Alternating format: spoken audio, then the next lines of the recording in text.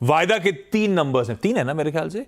Glenmark pharmaceuticals हो गया, Muthoot finance हो गया और क्रॉम्पटन कंज्यूमर। कैसे हैं? तो पहले मैं मुथूट स्क्रीन पर रखना चाहूंगी आशीष, क्योंकि मुथूट के केस में गाइडेंस अच्छा है और उसको लेकर ज्यादा एक्शन रहेगा।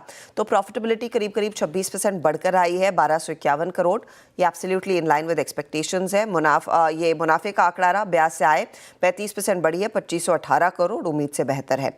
एसेट्स अंडर मैनेजमेंट जो लोन के लिहाज से है उसमें 31% का इजाफा देखने को मिला है, हाईएस्ट एवर है 90,197 करोड़ पर।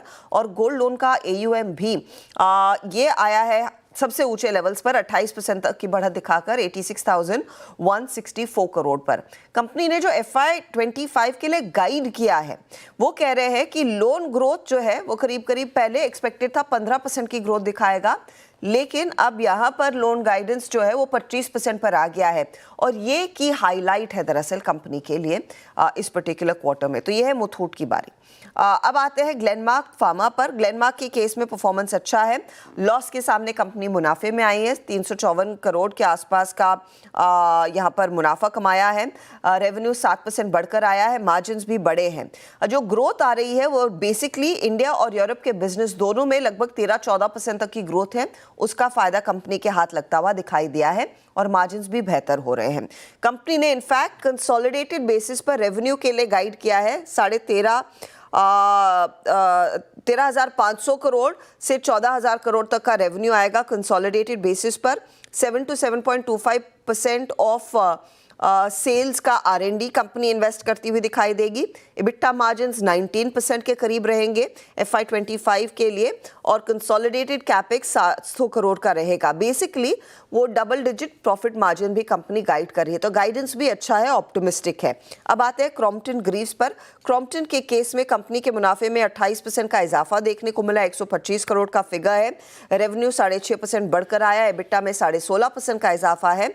मार्जिन्स भी करीब 100 बेसिस पॉइंट बढ़े हैं।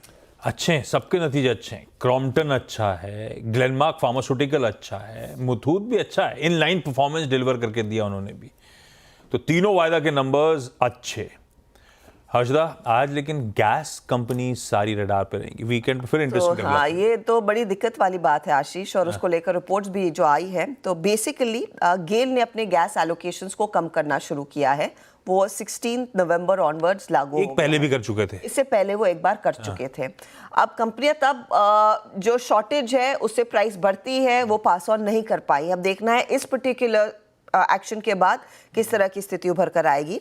तो IGL ने कहा है कि देखिए, अब पहले जो हमें गेल गैस दे रहा था उसके सामने 20% एलोकेशन इन्होंने कम कर दिया है। अदानी टोटल के केस में 13% एलोकेशन कम हुआ है। दोनों कंपनियां कह रही हैं कि इस पर्टिकुलर एलोकेशन कम होने का इम्पैक्ट मुनाफे पर कंपनी के आता हुआ दिखाई देगा। अदानी टोटल स्पेसिफिकली कह रहा है कि उनको रिटेल प्राइसेस को कैलिब्रेट करना पड़ेगा, यानी कि जितनी क्वांटम कम हो रही है, जितना प्रेशर आ रहा है वो पास ऑन करते हुए दिखाई देंगे। लोअर एलोकेशन का इम्पैक्ट आता हुआ दिखाई देगा। और कुछ रिपोर्ट्स ये भी कह रही हैं कि देखिए, अब यहाँ से वो सस्ती गैस और बड़े पैमाने पर एलोकेशन के दिन अब हिस्ट्री हैं, वो नहीं होता हुआ दिखाई देगा। कंपनियों को ज़्यादा पैसे देने पड़ेंगे। जेफरी स्पेसिफिकली कह रहा है IGL में 26% का डाउनसाइड है।